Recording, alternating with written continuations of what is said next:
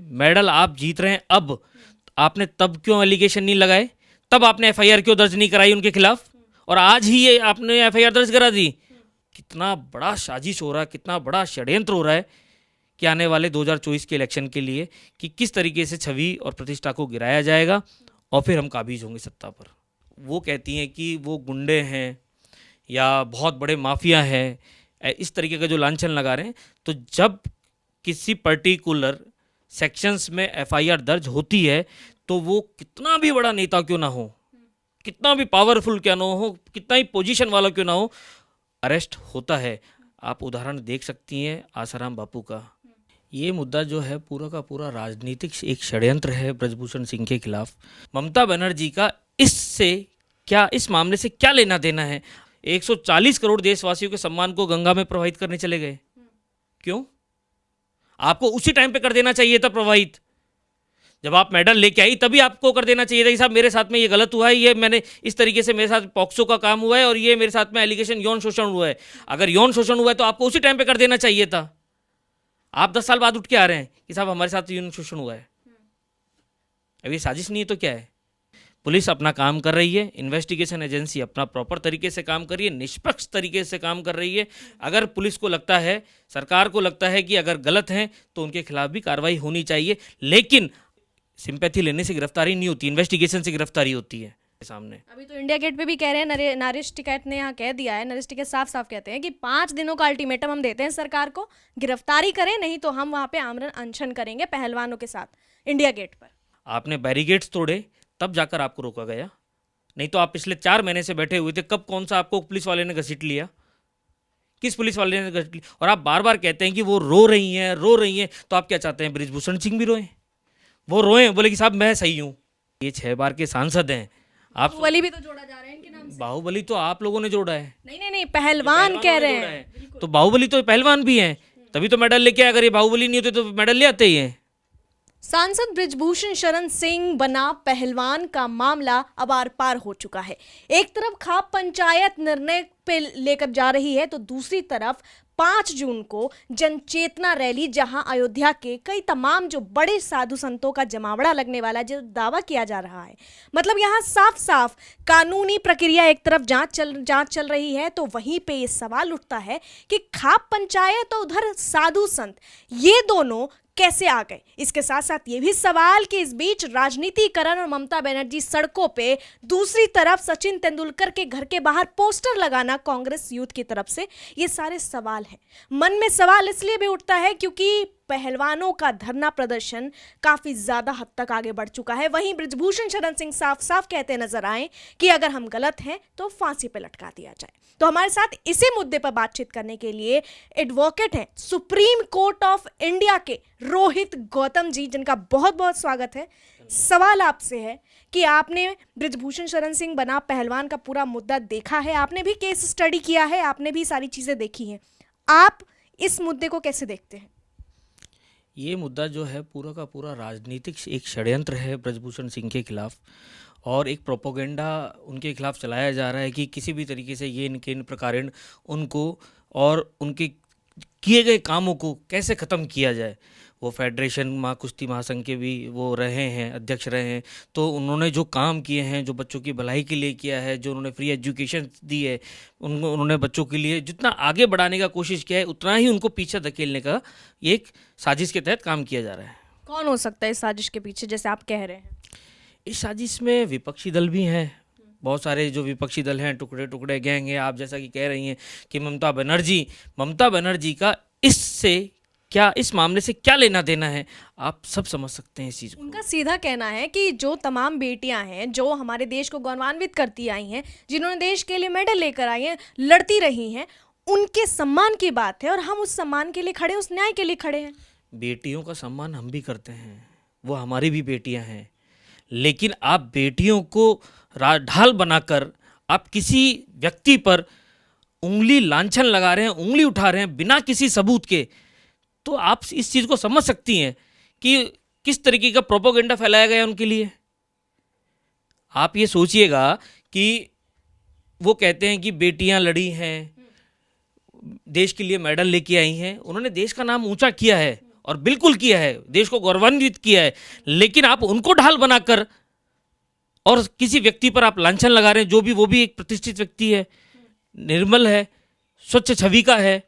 Medal आप जीत रहे हैं, अब आपने तब क्यों एलिगेशन नहीं लगाए, तब आपने एफआईआर क्यों दर्ज नहीं कराई उनके खिलाफ, और आज ही ये आपने एफआईआर दर्ज करा दी। उनका ये कहना है सर कि जो हमने एफआईआर दर्ज तब नहीं कराई, उस समय हमें डर था, खौफ था। ब्रिजभूषण शरण सिंह को गुंडा तक बोल दिया गया है सर, साफ साफ कहा गया है कि उस व्यक्ति से हमें डर लग रहा था, हमारी यहाँ तक हमें मार भी दिया जाता। विनेश फोगाट सामने सामने कह रही हैं। आज आप ऐसे कौन से पद पे आसीन हो गई कि जो आपका डर खत्म हो गया? कह रही है बहुत ज्यादा हो गया था, बर्दाश्त नहीं हो नहीं, क्या बहुत ज़्यादा हो गया था? एलिगेशन लगाने से बहुत ज़्यादा हो गया था। कब किया? आपके पास में सबूत है उनके खिलाफ? एक सिंगल सबूत लेके आइए और उनको अरेस्ट कराइए। पुलिस अपना काम कर रही है, इन्वेस्टिगेशन एजेंसी अपना प्रॉपर तरीके से काम कर रही है, निष्पक्ष तरीके से काम कर रही है। अगर पुलिस को लगता है, सरकार को लगता है कि अगर गलत हैं तो उनके खिलाफ भी कार्रवाई होनी चाहिए, लेकिन एक सिंगल एविडेंस उनके खिलाफ नहीं है, तो आप सिर्फ और सिर्फ ये आरोप मात्र है और कुछ नहीं। मतलब आप सीधे तौर पे ये कह रहे हैं कि सिर्फ आरोप है।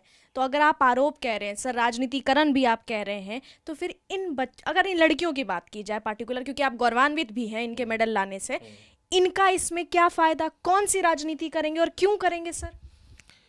अगर देखिए, राजनीति ये नहीं कर रही है, राजनीति करा रहा है विपक्ष इनसे, क्योंकि 2024 में इलेक्शन होने वाले हैं, और जब 2024 में इलेक्शन होना है तो कहीं ना कहीं किसी न किसी सांसद की, किसी प्रतिष्ठित व्यक्ति की ये छवि धूमिल करेंगे ही करेंगे। और इनका प्रोपेगेंडा हमेशा से यही रहा है, एजेंडा यही रहा है कि जब सरकार रहती है पावर के अंदर, तब उसको किस तरीके से गिराया जाए, उसके आदमियों पर किस तरीके से लांछन लगाया जाए।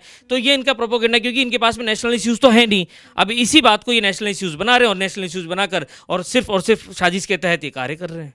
140 करोड़ देशवासियों के सम्मान को गंगा में प्रवाहित करने चले गए। क्यों?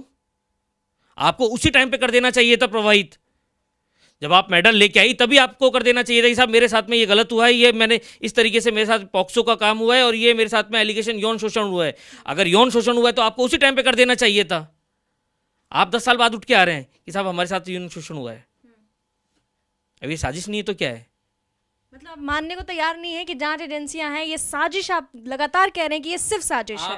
आप उंगली उठा रहे हैं उन जांच एजेंसियों की जो निष्पक्ष तौर पर जांच कर रही हैं। ये पहलवान उठा रहे हैं, ये खुद कह रहे हैं कि जो दिल्ली पुलिस है, चाहे कमेटी हमारे लिए बैठाई गई, ये तमाम जो चीजें हैं वो हमारे पक्ष में काम ही नहीं कर रही। दिल्ली पुलिस तक एलिगेशंस लगा दिया गया। अगर इनको भारत के संविधान पर विश्वास होता तो ये एलिगेशंस नहीं होते। आपका काम है एलिगेशन लगाना, लेकिन उसको जांच करना इन्वेस्टिगेशन एजेंसी का काम है। इन्वेस्टिगेशन अगर एजेंसी प्रॉपर तरीके से काम नहीं कर रही तो आप जाइए ना हाई कोर्ट, आप 226 के तहत फेयर इन्वेस्टिगेशन की एप्लीकेशन लगाइए, 156(3) में एफआईआर दर्ज कराइए उनके खिलाफ। क्यों नहीं करा रहे हैं आप जंतर मंतर जा रहे हैं, आप संसद भवन में कूच कर रहे हैं, आप गंगा जी में अपने मेडल प्रवाहित कर रहे हैं। इनसे क्या होगा? गिरफ्तारी चाहिए। सिंपैथी लेने से गिरफ्तारी नहीं होती, इन्वेस्टिगेशन से गिरफ्तारी होती है। कैसी सिंपैथी सर? वो रो रही हैं, वो सीधी तौर पे एक ही बात कहती नजर आ रही हैं कि हमें सिर्फ इतना चाहिए कि जो सांसद, जो गुंडा बैठा हुआ है उस गद्दी पे बैठा है, साफ कह रहे हैं कि ब्रिजभूषण की गिरफ्तारी हो। हम मेडल लेकर आए हैं, 7 दिनों में, हम 7 घंटे के अंदर अंदर हमारे ऊपर एफआईआर दर्ज हो जाती है, लेकिन उस सांसद के ऊपर नहीं होती जो हमारे साथ गलत कर चुका है। मैडम, अगर एफआईआर दर्ज नहीं होती तो इन्वेस्टिगेशन कैसे होती? क्या आपको लगता है कि ब्रिजभूषण सिंह जी के खिलाफ एफआईआर नहीं हुई? हुई है सर, सुप्रीम कोर्ट के दखल होने के बाद हुई है ना? हुई है ना? दिल्ली पुलिस पहले क्यों नहीं कर पाई? सुनिए, कॉन्स्टिट्यूशन पे विश्वास तो है आपको? जी बिल्कुल सर। आपको कानून पे विश्वास है? आपको नीचे से न्याय नहीं मिला तो ऊपर से मिला, सुप्रीम कोर्ट से मिला आपको न्याय। इन्वेस्टिगेशन आपको पुलिस कर रही है इसकी। आप हर दिन ये कहते हैं कि सिर्फ गिरफ्तार करें, गिरफ्तार करें, सिर्फ गिरफ्तार करें। इसके अलावा और कोई बात है आपके पास में? आप जितना वक्त आप इधर जा रहे हैं, आप संसद में जा रहे हैं, आप बैठे हैं धरने पर, गंगा, आप हरिद्वार जा रहे हैं, आप उतना टाइम एविडेंस जुटाने में करिए, साक्ष्य पेश करिए पुलिस के सामने। अभी तो इंडिया गेट पे भी कह रहे हैं, नरेश टिकैत ने यहाँ कह दिया है, नरेश टिकैत साफ साफ कहते हैं कि 5 दिनों का अल्टीमेटम हम देते हैं सरकार को, गिरफ्तारी करें, नहीं तो हम वहाँ पे आमरण अनशन करेंगे पहलवानों के साथ इंडिया गेट पर। आपका राइट है, कॉन्स्टिट्यूशनल राइट है, आप धरना दे सकते हैं, उसमें आपको कोई रोकेगा भी नहीं, और ना रोकना चाहिए। अल्टीमेटम पर क्या कहेंगे? सुनिए, मैं यही कहना चाह रहा हूँ कि ये आपका राइट है। नरेश टिकैत कौन है? कौन है आप बताइए? किसान नेता हैं, जुड़े हुए हैं किसानी से, बिल्कुल सही बोल रहे हैं। किसान नेताओं का पहलवानों से क्या कनेक्शन? वो न्याय के साथ खड़े हैं, ऐसा उनका कहना है। वो न्याय के साथ खड़े हैं। कह रहे हैं हमारे आंखों में आंसू आ जाते हैं जब पहलवान जो हमारे लिए मेडल लेकर आए हैं वो सड़कों पे बैठे हैं ऐसे, और ये भी कह रहे हैं कि दिल्ली पुलिस उनको घसीट रही है जो हमसे बर्दाश्त नहीं हो रहा। दिल्ली पुलिस ऐसे ही किसी को घसीट लेगी। आपने कुछ कृत्य तो किए होंगे, आपने बैरिकेड्स तोड़े, तब जाकर आपको रोका गया। नहीं तो आप पिछले 4 महीने से बैठे हुए थे, कब कौन सा आपको पुलिस वाले ने घसीट लिया? किस पुलिस वाले ने घसीट लिया? और आप बार बार कहते हैं कि वो रो रही हैं, तो आप क्या चाहते हैं बृजभूषण सिंह भी रोएं? वो रोएं, बोले कि साहब मैं सही हूं, आप ये चाहते हैं? ऐसा नहीं होता है। कानून सबके लिए बराबर है। अगर वो कहती हैं कि वो गुंडे हैं या बहुत बड़े माफिया हैं, इस तरीके का जो लांछन लगा रहे हैं, तो जब किसी पर्टिकुलर सेक्शंस में एफआईआर दर्ज होती है तो वो कितना भी बड़ा नेता क्यों ना हो, कितना भी पावरफुल क्यों ना हो, कितना ही पोजीशन वाला क्यों ना हो, अरेस्ट होता है। आप उदाहरण देख सकती हैं आसाराम बापू का, बिल्कुल सर। राम रहीम का, उनको भी अरेस्ट किया गया है, वो भी अंदर रहे हैं। और आसाराम बापू तक की तो जो जमानत के लिए याचिका में श्री राम जेठमलानी जी ने की थी, फिर भी नहीं हो पाई। मतलब न्यायिक व्यवस्था की बात कर रहे हैं आप, ठीक है, न्यायिक व्यवस्था की बात कर रहे हैं। आपसे एक और सवाल मेरा बहुत अहम हो जाता है यहाँ पे कि बृजभूषण शरण सिंह बीच बीच में कुछ ऐसे टिप्पणी भी कर जाते हैं जिस पर विवाद हो जाता है, जिसमें टिप्पणी अगर मैं आपको याद दिलाऊं तो उन्होंने कहा था कि 5 रुपए की जो मेडल है, 5 रुपए के जो मेडल है उसको क्या लौटा रहे हैं आप, तो आप पैसे लौटाइए। तो इस तरीके का बयान आपको लगता है सही है? देखिए, जब आदमी आवेश में होता है या फिर भावनाओं में बह जाता है, जब उसको ठेस पहुंचती है उसके गलत एलिगेशंस पर, तो आदमी बोल जाता है इन चीज़ों को। ये तो कॉमन सी चीज़ें हैं। 6 बार के सांसद हैं सर, अपने भावनाओं पे इनको कंट्रोल नहीं है? मैडम, मैं यही बताना चाह रहा था आपको कि ये 6 बार के सांसद हैं। आप बाहुबली भी तो जोड़ा जा रहा है इनके नाम से। बाहुबली तो आप लोगों ने जोड़ा है। नहीं नहीं नहीं, पहलवान कह रहे जोड़ा हैं। है। तो बाहुबली तो पहलवान भी हैं, तभी तो मेडल लेके आए। अगर ये बाहुबली नहीं होते तो मेडल ले आते ही हैं। कितना बड़ा साजिश हो रहा है, कितना बड़ा षड्यंत्र हो रहा है कि आने वाले 2024 के इलेक्शन के लिए कि किस तरीके से छवि और प्रतिष्ठा को गिराया जाएगा और फिर हम काबिज होंगे सत्ता पर।